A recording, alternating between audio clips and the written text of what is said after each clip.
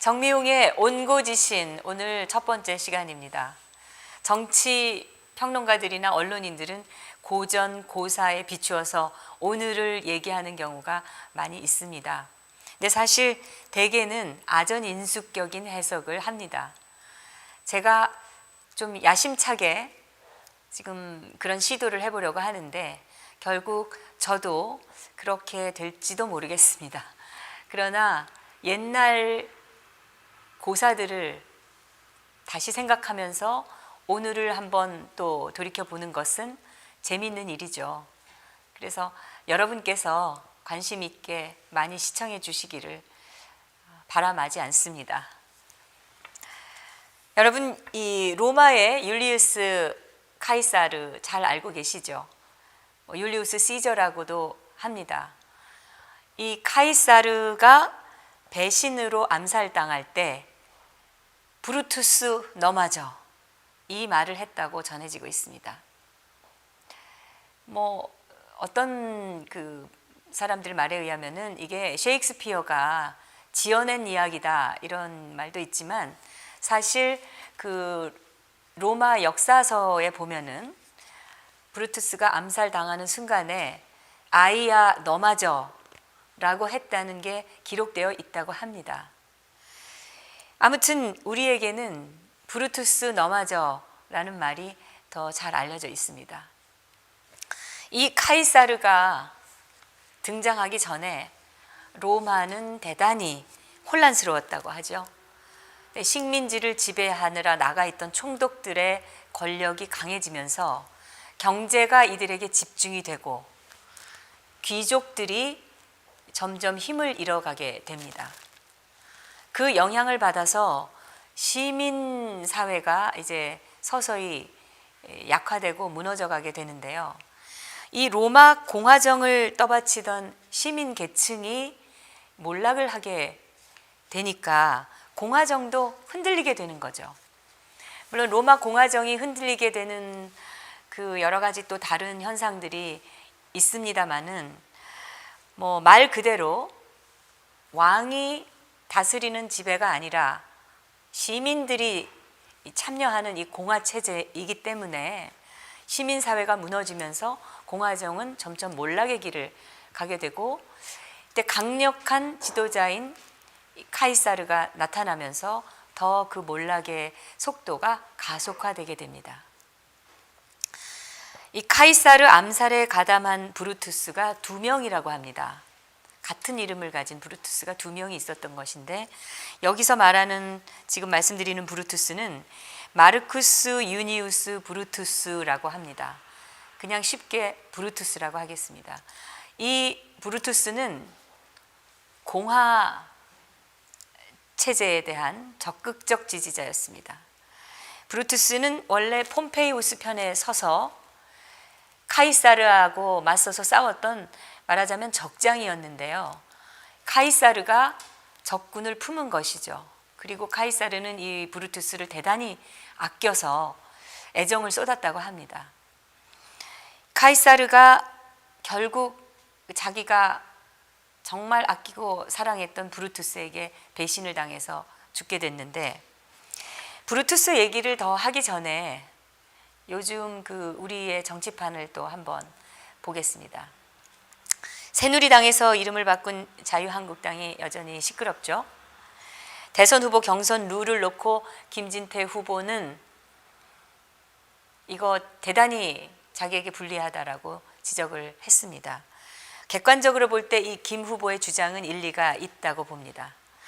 지금 자유한국당 대선 후보 경선 룰에 만족하는 후보도 물론 있겠지만 누가 봐도 이거는 김진태 의원에게 유리한 경선 룰은 아닙니다. 대부분의 언론들 역시 이 김진태 후보에 대해서는 소식을 제대로 전하고 있지 않습니다. 저는 이 대통령 탄핵에 앞장섰던 언론 그리고 이 탄핵을 방조했던 세력들이 김진태 후보가 박근혜 대통령 사람이라고 보기 때문이다 라고 생각합니다. 정우택 임명진 체제가 되고 자유한국당은 빠르게 이 박 대통령 색깔 지우기에 돌입했습니다. 당명도 바꾸고, 친박들은 뭐 모든 걸 다 내려놓고 백의종군을 시켰죠. 자유한국당에는 사실 박 대통령을 지지하는 당원들이 다수였는데 그런 당원 조직이 이 정우택 지도부가 들어서면서 상당히 붕괴됐다는 소식도 들립니다. 정우택 임명진 씨는 내각제에 대단히 관심이 많은 것 같습니다. 내각제 얘기를 하면 이 시청자 여러분, 내각제가 뭔지는 잘 아실 겁니다. 근데 내각제에 대해서 사실 정치인들은 뭐 그럴싸한 말을 이러쿵저러쿵 많이 하고 있는데요. 우리 국민들이 보는 시각은 사실 우리 정치의 수준이나 정치 구조로 볼 때 결국 내각제라는 게 어느 한 명이 최고 지도자가 되는 꼴을 못 보겠다. 그래서 비슷한 자들끼리 고만고만하게 권력을 나눠 갖고 대대손손 해먹자, 뭐 이런 거 아니냐라고 보는 국민들이 많은 게 아닌가 저는 생각합니다. 이번 대통령 탄핵은 그 주축 세력이 바로 이 내각제 추구 세력들입니다. 바른정당 사람들만 해도 이 사람들이 전부터 내각제니 뭐 이원 집정부제니 계속 얘기를 해왔었죠. 그러면서 개헌을 계속 떠들었었습니다. 의원 내각제는 사실상 의회가 책임지고 국정을 이끌어 나가는 그런 체제를 말하는 건데 다음 기회에 뭐 한번 자세하게 또 살펴보겠지만은 대통령제든 내각 책임제든 사실 권력을 어떻게 사용하는가가 문제인 것이죠. 국민들이 볼 때는 이게 다 조삼모사 같은 얘기 아니겠습니까? 대통령이 여당 지도부에 완전히 끌려다니면 그것이 뭐 대통령제라 하더라도 사실상의 내각제가 되는 것이고요. 또 내각 책임제를 우리가 하고 있다고 하더라도 그중에 뭐 특출난 리더가 있어가지고 당권을 확실하게 쥐고 흔들고 또 그 당의 의석수가 많고 그러면은 사실상의 대통령제에서처럼 국정이 끌려가는 것이 아니냐, 저는 그렇게 생각합니다. 모든 제도는 그러니까 어떻게 운영하느냐가 문제인 것이지 제도 자체가 문제인 경우가 이 현대사회에서 있을 수가 없습니다. 사실 지금 이 박 대통령이 파면된 것도 따지고 보면은 제왕적인 이 국회의 횡포 때문이 아니겠습니까? 우리는 의원 내각제는 사실 아니지만 87년 체제 이후에 사실상의 의회 이 책임제처럼 의회의 권력이 점점 더 막강해져 왔던 것입니다. 이른바 삼김 시대가 있었습니다. 이 삼김은 제왕적 국회 안에서 공천권을 쥐고 흔들면서 당 총재를 맡아서 실질적으로 당을 장악하고 있었습니다. 그렇기 때문에 뭐 아들 비리, 친인척 측근 비리, 뭐 반란 집단인 이 북한의 마음대로 퍼주기 뭐 이래서 온갖 부정부패, 여적행위 이런 것의 중심에 있었음에도 불구하고 떵떵거리면서 탄핵은커녕 제왕적 지위를 마지막까지 누렸던 것입니다. 그런데 이 박근혜 대통령의 그 경우에 당권을 쥐고 있지 않았습니다. 아시다시피 이명박 정권 말기에 한나라당이 안철수 돌풍이라든지 뭐 디도스 공격 사건이라든지 총리실의 민간인 사찰 사건 또 고승덕 돈봉투 사건 뭐 이래가지고 뭐 거의 뭐 반붕괴되다시피 했었었죠. 이때 이명박 정권이 박근혜 의원에게 당시 의원에게 SOS를 쳤습니다. 그토록 박근혜를 싫어했지만 정권이 야당에 넘어갔다가는 자기들이 죽게 생겼기 때문에 박근혜 의원에게 모든 걸 자진해서 넘겼던 겁니다. 그렇게 다 망한 당을 떠안은 이 박근혜 의원이 당명을 새누리로 바꾸고 비상대책위원장을 맡고 하면서 이제 싸웁니다. 다만 야당이 통진당 세력하고 연합을 했고 또 모든 언론들이 또 야당에 우호적이었기 때문에 정책이라든지 뭐 이런 것에서 부득이 약간 좌클릭을 한 면은 있습니다. 그런데 어찌됐든 그렇게 이 망해가던 당을 수습해서 거대 야당을 상대로 2012년 박근혜호 새누리당이 극적인 역전승을 거두게 됩니다. 그런데 당시 박근혜 비대위원장은 공천에 전혀 관여하지 않았습니다. 이것은 뭐 당시 비대위원들이 다 증언을 했습니다. 그래서 지난 회기에 새누리당에는 그러니까 2016년 총선이 아니라 2012년 그 전에 그 새누리당에는 좌파적 인물들이 대거 들어오게 됐고 박근혜 대통령의 측근 의원들은 적어졌던 것입니다. 이 틈에 지금의 바른정당 세력들이 당시에 사사건건 박 대통령의 발목을 잡기 시작합니다. 발목잡이 사건들 중에 대표적인 게 바로 문창극 국무총리 후보에 대한 비토였죠. 당시에 뭐 김무성, 이재호 의원들이 나서서 아예 노골적으로 이건 뭐 절대 통과 못 시켜준다고 공언까지 하지 않았습니까? 뿐만 아니라 김무성 의원이 철도 노조 파업 당시에 야당 편을 든 일은 또 어떻게 생각하십니까? 원내대표가 되었었던 유승민 씨도 또 그랬습니다. 이 유승민 씨는 국회에서 노무현을 칭송하기도 했습니다. 공무원 연금 개혁 문제를 놓고서는 또 청와대보다 더 야당 쪽에 기울어 가지고 대통령을 비난했죠. 이걸 주류 언론들이 또 나서서 적극 감쌌습니다.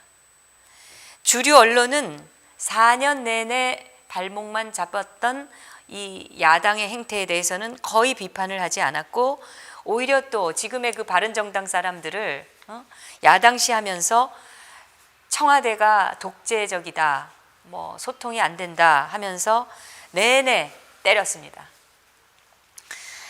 이래선 정말 안 되겠다 싶어서 청와대가 작년 그 총선에서 비박계를 견제하려고 시도를 했습니다. 그랬더니 주류 언론이 뭐 거의 융단 폭격 수준으로 실체도 모호한 친박 패권이라 하면서 이들을 비난을 하고 때리기 시작했고 그 결과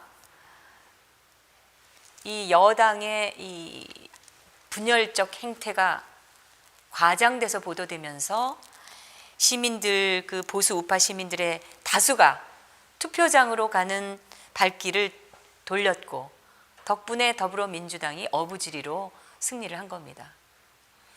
실은 작년 총선에 그 여소야대 형국이 되면서 대통령 탄핵 얘기가 솔솔 흘러나오기 시작을 했습니다.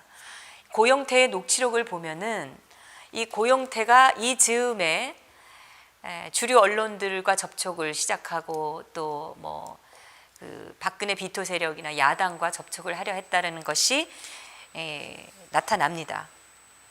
그런데 또한 여소야대 이 상황이 되면서 새누리당 내의 다수의 의원들이 슬그머니 이 박 대통령과 거리를 두기 시작합니다.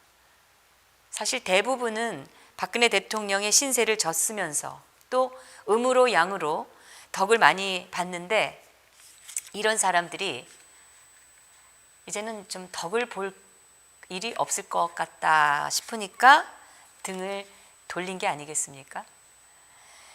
비박계의 실체를 알게 된 이 새누리당 당원들이 전당대회에서 철저히 비박계를 심판해서 소위 친박이라고 불리던 분들이 당의 지도부를 장악하기 시작했는데 그러니까 주류 언론은 또 국민과 당원의 판단이었음에도 불구하고 이것을 깡무시하면서 오히려 전당대회 결과를 맹비난을 했습니다.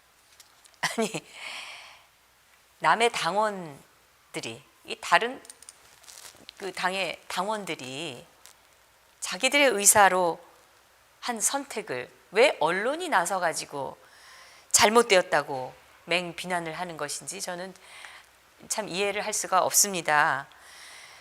어찌됐든 그 이후에 벌어진 일들에 대해서는 여러분께서 잘 아시는 대로 대통령은 결국 탄핵이 됐고 청와대의 유폐가 됐고, 그동안에 또 모든 언론들이 온갖 그 허위와 조작 포함해서 대통령 죽이기에 적극 나섰었죠.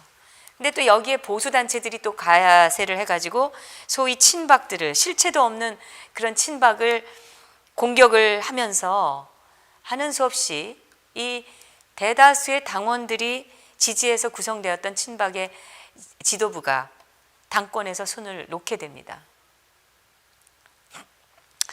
이것이 이제 결국 정우택, 임명진 라인이 탄생하게 된 배경입니다. 이 자유한국당의 정우택, 임명진 지도부는 일찌감치 바른정당 세력과 합치겠다는 뉘앙스를 보였었죠. 대통령이 파면되기 전까지 자유한국당 지도부는 당내에 특정 세력, 소위 친박의 힘 빼기에 온 힘을 기울인 것처럼 보입니다. 뭐 그렇게 누가 봐도 그랬습니다.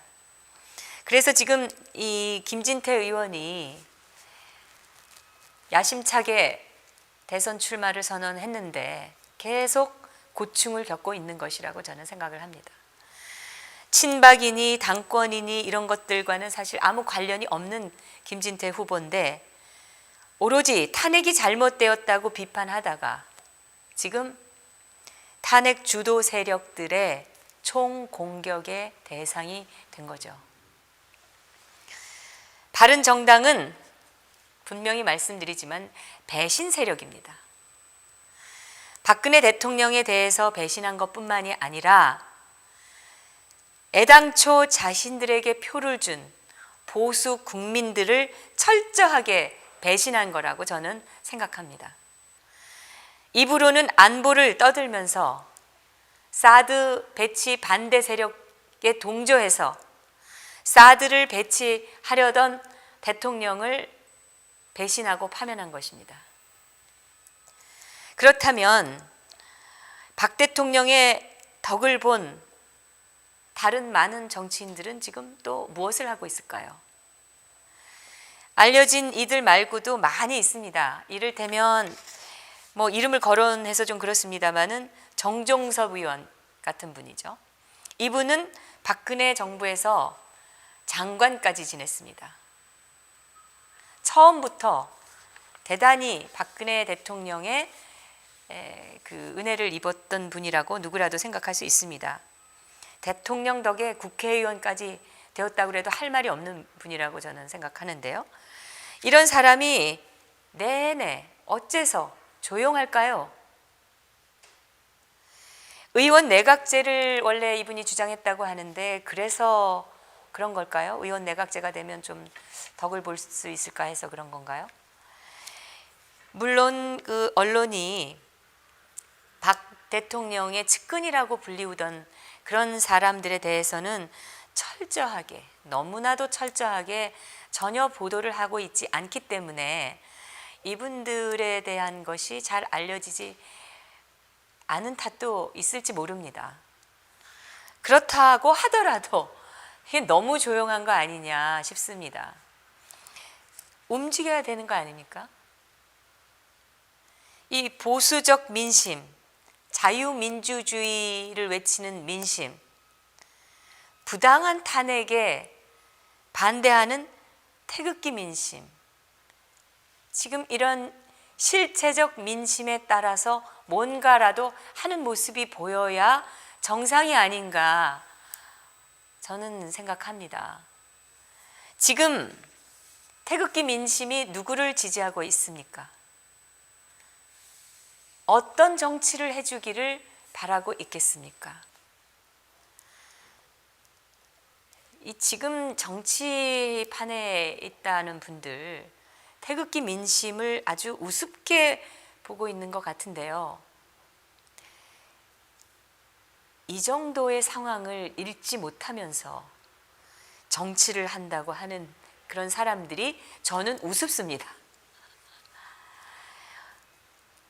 국회의원이 되지는 못했지만 대통령의 도움을 받았던 이들도 많이 있습니다. 뭐 이를테면 손수조 씨 같은 젊은이죠. 이 사람은 대통령이 정말 공천을 주었다 해도 뭐 과언이 아닐 정도로, 물론 공천에 관여하지는 않았다고 알고 있습니다만은 이 손수조 씨에 대한 공천에 반대하는 그 많은 여론을 무릅쓰고 직접 찾아가서 격려까지 했던 사람 아닙니까? 그리고 선거 운동 당시에 아마 뭐 한 번만 간 것이 아니고 두어 번 직접 방문을 했을 정도로 그렇게 힘을 실어주고 했었던 그런 사람인데, 이런 젊은 사람은 지금 뭐 하고 있는지 모르겠습니다. 젊은 사람이 벌써부터 몸보신하는 것부터 배웠습니까? 여러분, 저는 정치에는 최소한의 도리, 의리라는 게 좀 있어야 된다고 생각합니다. 막무가내로 박 전 대통령을 감싸야 된다고 말하는 것이 아닙니다. 너무나 많은 국민이 사랑했던, 그래서 대통령으로 뽑았던, 우리가 뽑은 대통령을 저 부도덕한 국회가 아무런 명확한 증거 없이, 죄 없이 지금 끌어낸 그 상황이 비통하기 때문에 제가 지금 드리는 말씀입니다. 사실 이 돌아가는 상황을 보면은 이건 뭐 조선시대 사화가 많았다고 하는데, 이 사화에는 비교도 안 될 정도로 거대한 조작과 음모가 지금 이 상황을 끌어가고 있다고 밖에는 할 말이 없을 정도입니다. 워낙 여기에 가담하고 있는 세력이 크다 보니까 아무것도 모르는 이 많은 국민들이 선동당할 수밖에 없지 않나 싶습니다. 그럼 다시 로마 시대로 돌아가 보도록 하겠습니다. 말씀드린 대로 카이사르는 자신이 아끼던 브루투스에게 배신을 당했습니다. 그리고 죽었죠. 요즘으로 말하면 국회격인 이 원로원 의회 안에서 당했습니다. 주동자였던 브루투스는 카이사르를 암살한 직후에 자유가 회복되었다 라고 외치면서 장외로 뛰어나왔다고 합니다. 하지만 호응하는 시민들은 거의 없었다고 역사는 기록하고 있습니다. 암살자들과 동조한 일부 세력만이 뭐 환호를 조금 했다, 이렇게 알려져 있죠. 늘 공화정을 꿈꾸었던 이 브루투스는 카이사르를 암살했지만 그럼에도 목적을 달성하지는 못했습니다. 오히려 암살 후에 공화정은 철저하게 붕괴되었습니다. 그 결과 도리어 이 독재 재정 통치를 앞당겼다는 그 역사가 있습니다. 브루투스는 카이사르 암살 후에 정당성을 뭐 열심히 주장을 했지만 시민들은 그를 증오하는 폭도로 변해서 결국 브루투스는 로마를 떠나게 됐고 우여곡절 끝에 결국 자살로 삶을 마감합니다. 그럼 이 브루투스와 함께 카이사르 암살에 가담했던 또 다른 브루투스, 그의 이름은 데키무스 브루투스입니다. 이 데키무스 브루투스의 삶도 비극으로 끝났다고 전해지고 있는데요. 이 사람 역시 배신자라는 손가락질을 받았고 이 카이사르 암살자 가담자 중에서 가장 먼저 처형을 당합니다. 한 가지 흥미로운 사실이 있는데요. 이 가이사르가 죽은 다음에 유언장이 미리 써두었던 유언장이 공개가 됐는데 거기에 이 데키무스 브루투스가 제2의 상속인으로 이미 정해져 있었다는 거죠. 브루투스의 충격이 엄청났다고 전해지고 있습니다. 여러분, 카이사르가 죽기 전에 직전에 했다는 말, 이 브루투스 너마저, 이 말은 너도 날 배신하느냐? 이 말은 아니었다고 저는 생각합니다. 공화정을 이루려는 자들에게 너마저 넘어갔느냐? 이런 뜻 아니었을까 싶은데요. 그 외마디는 자신이 사랑했던 브루투스에 대한 원망이 아니라 브루투스의 어리석음을 탄식하는 말이 아니었을까라는 생각입니다. 뭐 사실 제 생각뿐만 아니라 많은 또 이런 생각을 하시는 학자들도 있는 것 같습니다. 다시 우리의 현실로 돌아와서 대통령 등에 칼을 꽂은 바른정당, 그리고 그들과 다시 손잡을 태세인 자유한국당의 지도부, 모두 내각제를 꿈꾸는 그들입니다. 과연 우리 정치는 어디로 가고 있는 것일까요? 우리 시민들의 마음을 헤아리는 정치인은 도대체 누구입니까?